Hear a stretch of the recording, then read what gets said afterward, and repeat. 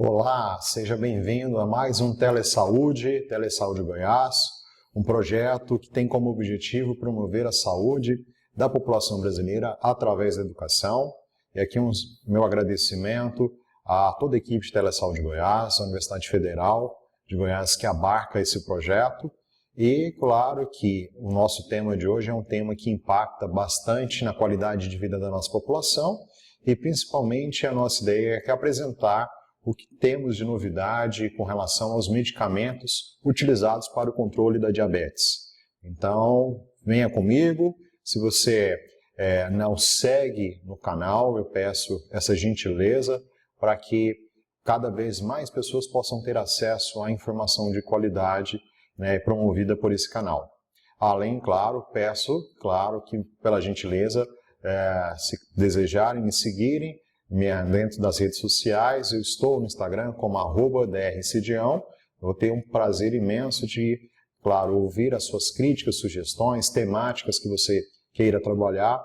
Fique à vontade para contribuir. Vai ser um grande prazer. Vamos então começar falando um pouco sobre, primeiro, o que é a diabetes, qual é a sua gravidade.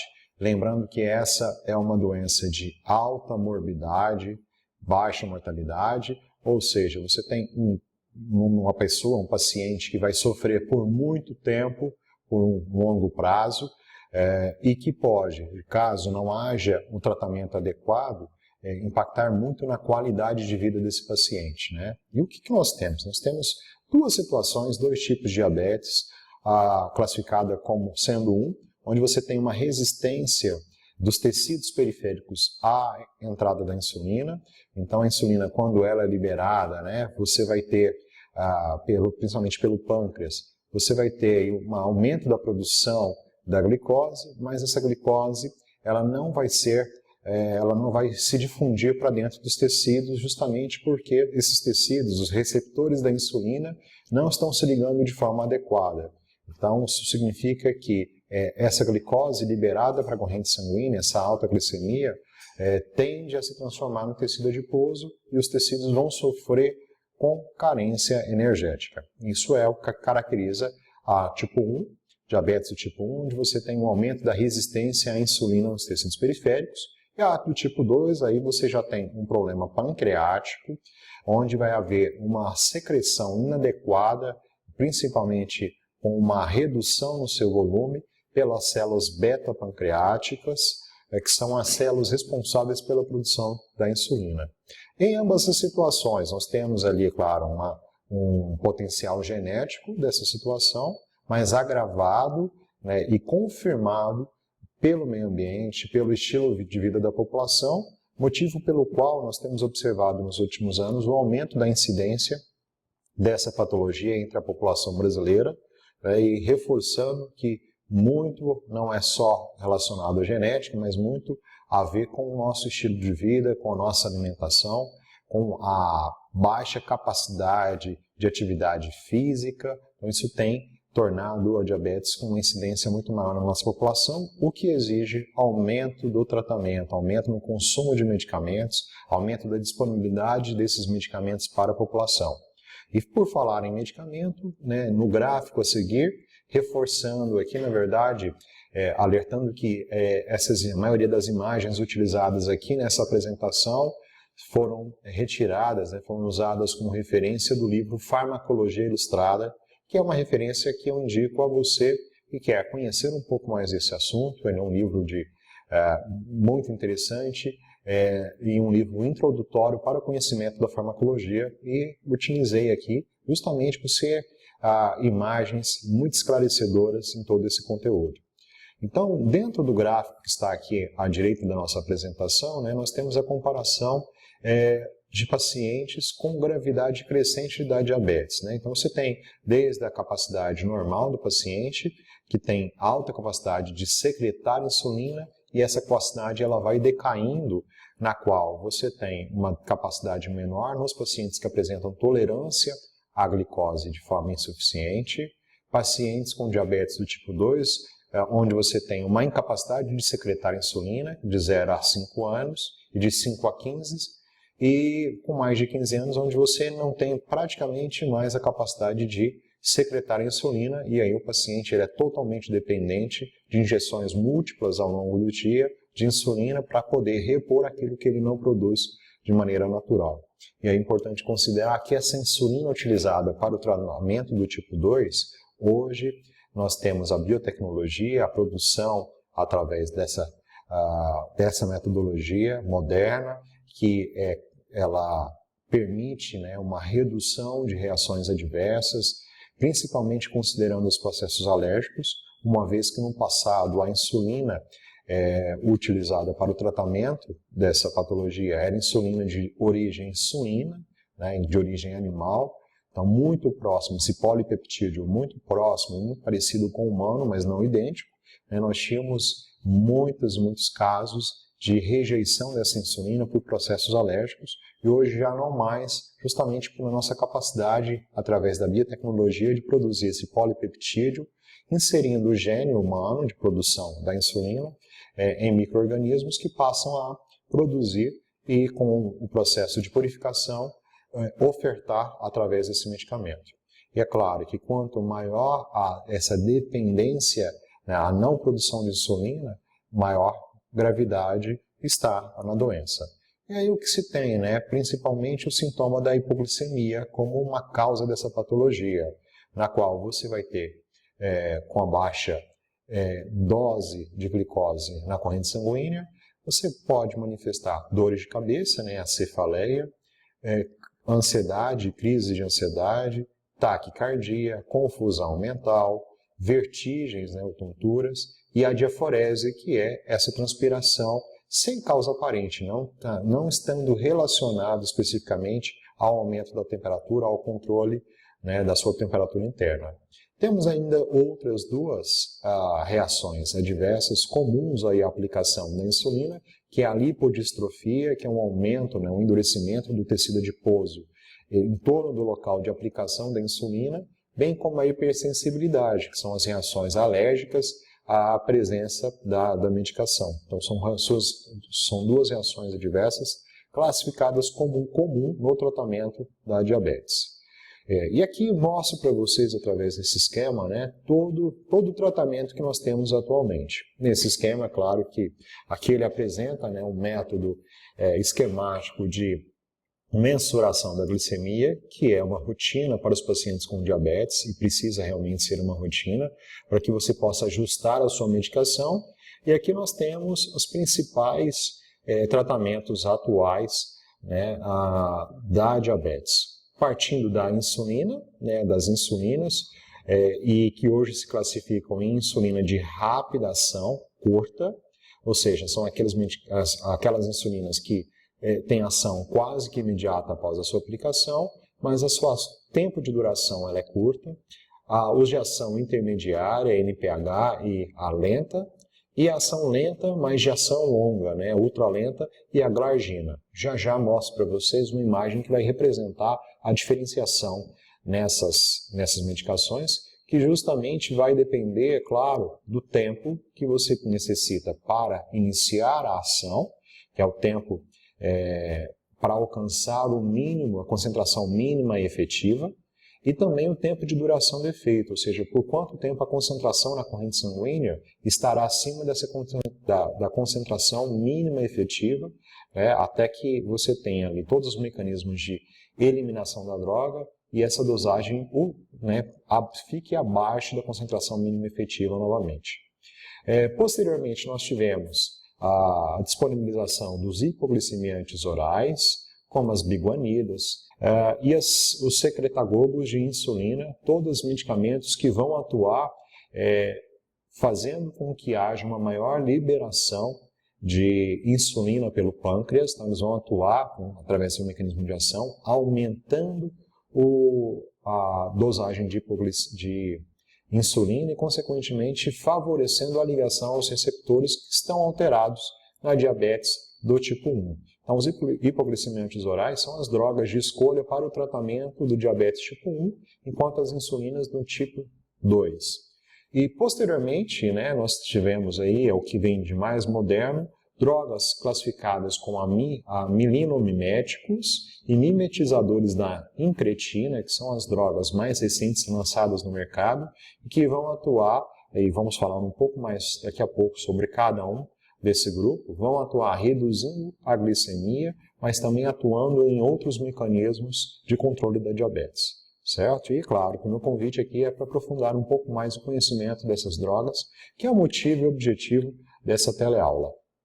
Então, conhecendo um pouco mais e abordando especificamente aqui as insulinas, nesse gráfico superior, nós temos aqui um gráfico que representa o nível plasmático de insulina, certo? Pelo tempo, em horas em aplicação.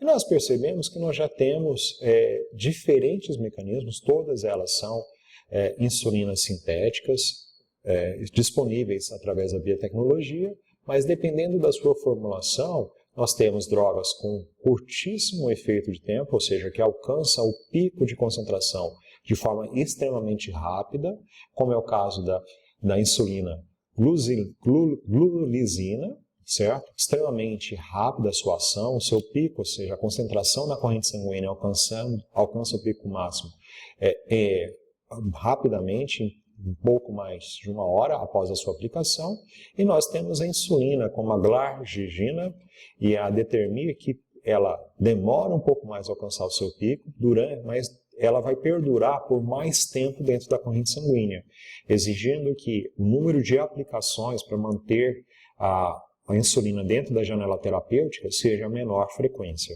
certo? Então, cabe aqui ao clínico, ao endócrino, a prescrição dos medicamentos de acordo com o seu desejo clínico, ou rapidamente alcançar um pico, ou permanecer por mais tempo por dentro da janela terapêutica. Então, nós temos no mercado uma grande variedade.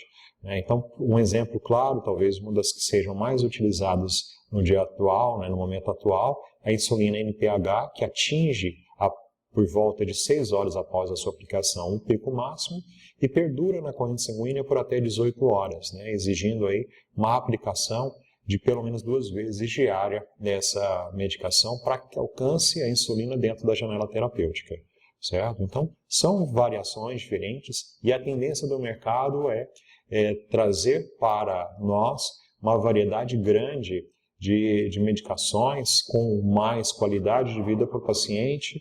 E talvez a tendência nos próximos momentos é substituir a aplicação que hoje exige uma aplicação subcutânea por outras formas mais confortáveis para o seu paciente. Então existem pesquisas e medicamentos que estão em fase clínica de estudo, onde você tem a aplicação não de forma subcutânea, mas de forma inalada. Então teremos em breve essas grandes evoluções. Nós temos aqui do lado direito uma série de medicamentos classificados como hipoglicemiantes orais, portanto, para tratamento do diabetes do tipo 1, mostrando ali qual é o seu período de duração, o seu tempo de permanência e de ação no organismo. Então, nós temos drogas que variam com 2 horas de mecanismo de ação, na verdade, de duração do seu efeito, até drogas que perduram por mais de 24 horas o seu tratamento. Então, claro que aí também o clínico ele vai optar pelo tratamento mais adequado à condição do paciente, verificando o seu estado clínico, verificando o seu ambiente para a escolha mais adequada. Importante considerar que todas possuem efeitos adversos. Então, exemplos, nós temos a hipoglicemia, que é comum nas drogas hipoglicemiantes orais, como as sulfonilureias, que são um efeito colateral grave. Nós temos distúrbios do trato gastrointestinal, que é comum nas biguanidas. Nós temos o aumento de massa corporal, aumento de peso, que é comum nas sulfonilureias também. A náusea e distúrbios gastrointestinais nas biguanidas, mas é comum os riscos cardiovasculares como efeitos colaterais dessas drogas, certo? E aqui eu trago para vocês, que é o que chama mais atenção, qual é o mecanismo de ação, quais são os efeitos sobre a insulina plasmática e se há o risco ou não de hipoglicemia. Então, um resumo interessante para que você possa optar aqui pela qual é a medicação, qual é a dosagem, né, qual a escolha mais adequada. Um ponto só importante colocar é que essas medicações elas precisam sempre ser acompanhadas de uma mudança nos hábitos de vida, no comportamento. E essas mudanças passam pelo controle alimentar e também a atividade física. Então, primeiro, antes de optar, é claro, o paciente ele precisa ter essa mudança de hábito de vida. A partir daí, escolher quais são as classes, as categorias mais interessantes. Então, começando aqui pela sulfonilureia, né, de primeira geração, como exemplo a tolbutamina, né? Esses medicamentos eles têm como mecanismo de ação estimular a secreção de insulina pelas células beta-pancreáticas, consequentemente, eles aumentam o efeito da insulina na corrente sanguínea, no plasma, mas possuem como risco de hipoglicemia, né? Eles estão presentes. E é claro que esses medicamentos, como uma grande desvantagem que eles possuem, apesar de ser bem estabelecidos quanto à eficácia, é que eles aumentam a massa corporal do paciente. Já as sulfonilureias de segunda geração, né, você tem a glipizida como um exemplo, eles também estimulam a secreção de insulina, portanto, também aumentam a insulina plasmática, provocando efeito de hipoglicemia, né? E também, apesar de ser de segunda geração, eles têm histórico de eficiência garantida, mas também o mesmo efeito colateral de aumento da massa corporal. Já as glinidas, elas estimulam, e isso é interessante, né? Estimulam a secreção de insulina, assim como as sulfonilureias, mas raramente produzem a hipoglicemia. E elas têm ação bem mais curta, né, durante a noite, ou com esquecimento de uma refeição, mas possuem excelente efeito pós-brandial. Então, é uma oportunidade para verificar se a glicemia pós-brandial ela aumenta bastante, essas drogas são de escolha para o controle.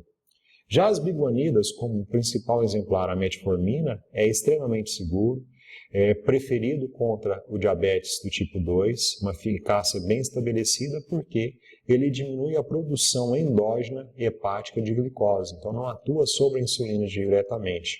Portanto, ele não vai alterar a dosagem de insulina no sangue, não gerando risco de hipoglicemia, mas pode ocorrer perca de massa corporal e é fundamental o monitoramento da função renal, já que essas drogas podem impactar no funcionamento renal. Essas drogas, elas atuam, né, reduzindo e atuam de forma dupla, né, reduzindo a insulina na corrente sanguínea, atuam ligando-se ao receptor gama ativado por proliferador da peroxissoma nos músculos da gordura e no fígado, diminuindo a resistência à insulina. Portanto, aqui atua diretamente, você pode ter, especialmente no caso da diabetes tipo 1, esses medicamentos sendo eficazes porque eles vão ampliar a penetração da insulina, né, a ligação da insulina aos receptores, melhorando a sua ligação, então são muito úteis nessa redução. Então, altamente interessante para pacientes do tipo diabetes 1 e não provoca hipoglicemia.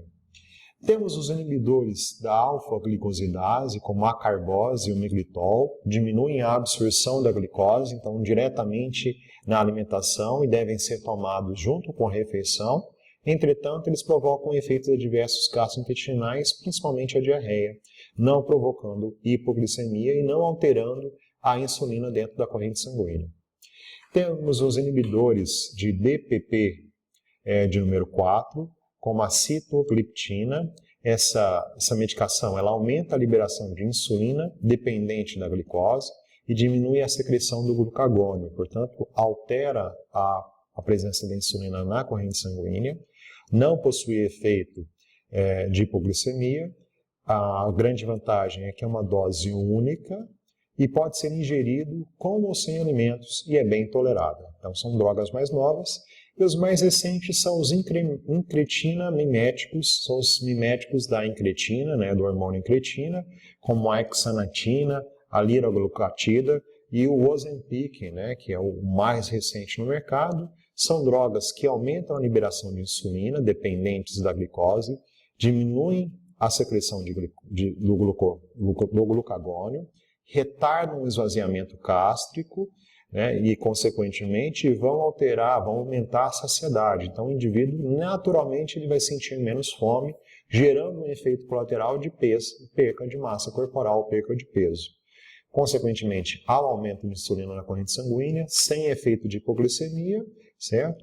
E, no caso específico, dependendo da dosagem, você pode ter a aplicação desses medicamentos que são injetáveis de forma subcutânea, exigindo 2 ou 1 vez ao dia, né, dependendo ali de qual é a substância que você está colocando. Apesar de ter como efeito colateral a perca de peso, né, esses medicamentos eles têm sido utilizados com fins não de controle da diabetes, mas com fim de redução de peso corporal. Esse efeito colateral ele não está reconhecido pela Anvisa como um efeito adequado, portanto essas medicações não podem ser prescritas com fins de utilizarmos para a perca de peso, né, combate à obesidade. Então esse é um cuidado que se tem que ter com a utilização dessas drogas. Okay? Espero ter contribuído com o conhecimento de vocês. Aqui é justamente um momento para que vocês possam se interessar um pouco mais e aprofundar os conhecimentos no uso dessas medicações, justamente para patologias, né, diabetes do tipo 1 e tipo 2, que têm crescido a sua incidência, impactado tanto na qualidade de vida da nossa população, principalmente considerando o nosso estilo de vida, né, a forma como nós estamos, infelizmente, favorecendo o surgimento dessas patologias, bem como também o envelhecimento populacional, que é uma característica da nossa população. Ok? Reforço o nosso pedido, meu pedido de seguirmos, de acompanhar o que tem sido produzido pelo Telesaúde Goiás e convido você aqui a compartilhar dentro do nosso canal ali temáticas que você espera que nós trabalhemos. Um grande abraço e até a próxima, pessoal.